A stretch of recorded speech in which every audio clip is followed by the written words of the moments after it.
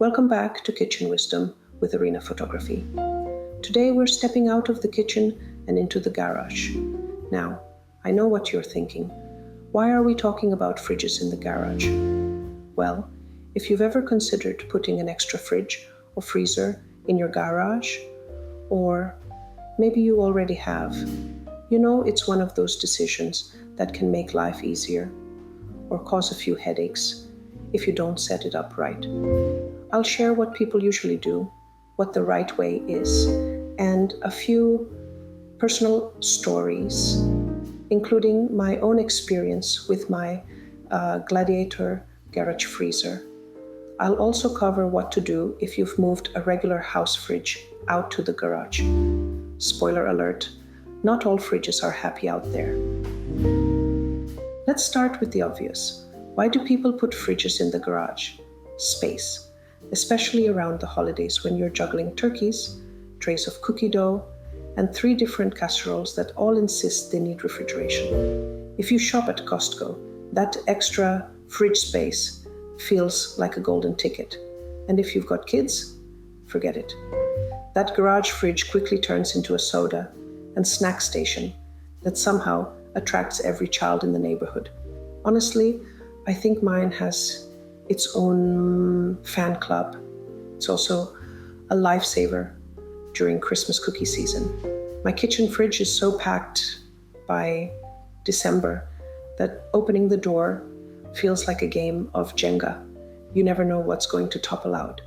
Having the garage fridge means I can stash dough, butter, and trays of cookies without fear of a dairy avalanche.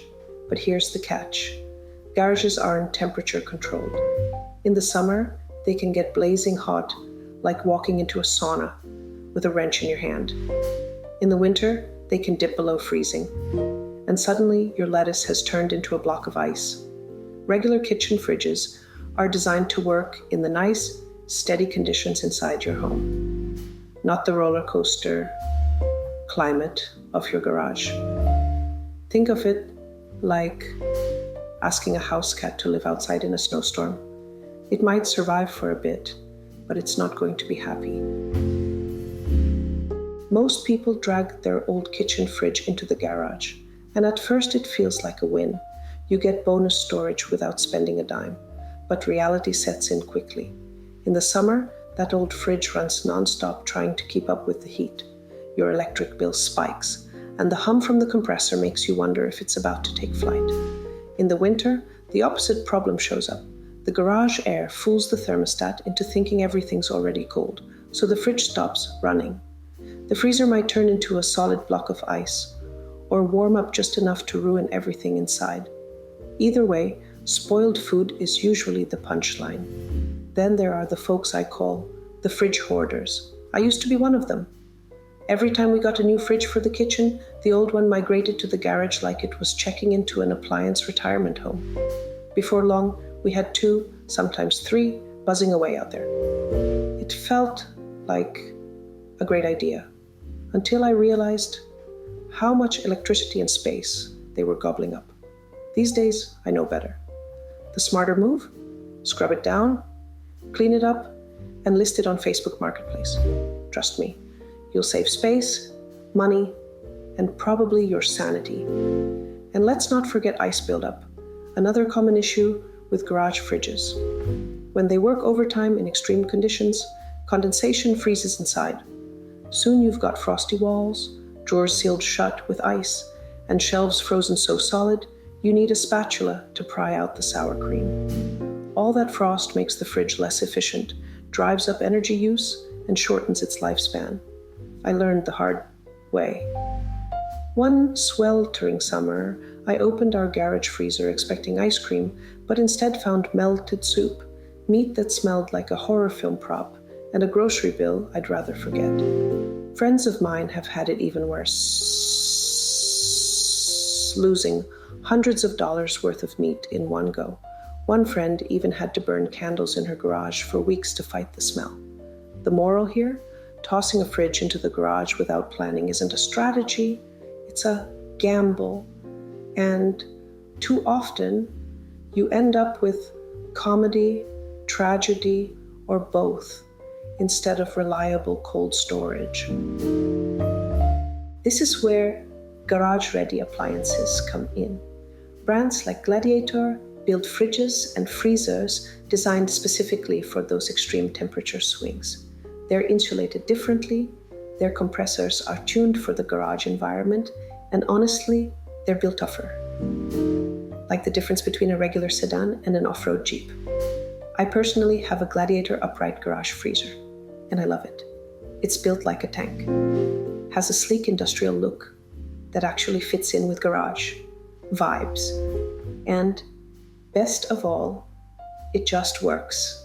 No worrying about spoiled food in July or rock-hard drinks in January. My old hand-me-down fridge was moody, but this one, reliable as can be. I'll leave a link in the podcast notes if you want to check it out for yourself. One winter, when the garage dipped below zero, I peeked inside expecting disaster, and my ice cream was still scoopable and perfect. Another summer, with triple-digit heat, my freezer kept everything rock solid while I was baking batches of cookies like a madwoman. That's peace of mind. And if you do a lot of cooking, freezing, or bulk shopping, a garage-ready freezer like this is more than an upgrade. It's sanity-saving. Now, what if you already dragged your old kitchen fridge into the garage? First, don't panic. You're not the first, and you definitely won't be the last. You can make it work, but you'll need to babysit it a little, almost like adopting a high-maintenance pet. Keep a thermometer inside both the fridge and freezer sections, so you know what's really happening in there. Trust me, those little dials on the inside lie more often than a toddler denying they ate the last cookie. Check regularly, and you might need to adjust the settings seasonally. Turn it colder in summer, warmer in winter. If you live somewhere with very cold winters, one trick is to use a garage kit for certain models. I'll leave a link in the podcast notes to one of them, so you can see how they look and decide if it might work for your setup. These are little heating elements that fool the thermostat into running properly when it's cold. Think of it as giving your fridge a warm winter jacket, so it doesn't go into hibernation. And no matter what, avoid putting the fridge directly against a garage wall that gets the brunt of the sun or freezing winds. Even a little airflow and shade can help, like giving it its own shady lounge chair away from the spotlight. Finally, keep it clean and give it space. Don't crowd it with boxes, paint cans, or that bike you swore you'd fix. It needs ventilation to run efficiently. I once stacked cookie sheets and storage bins around mine, and it wheezed like it was running a marathon. Once I gave it breathing room, it perked right up. And if it does quit on you, well, maybe that's the universe's polite way of saying it's time to stop pushing your luck and look at a garage-ready model. So there you have it. Garage Fridges 101. Whether you're thinking of upgrading to a true garage-ready model, like my Gladiator freezer, or making do with your old kitchen hand-me-down, knowing what to expect can save you frustration, spoiled food, and money. If you want more kitchen and home tips, along with my favorite recipes and food photography, check out my blog and YouTube channel at Arina Photography. And if you've had your own garage fridge adventures, successes, or disasters, I'd love to hear them. Until next time, keep your food cold and your coffee.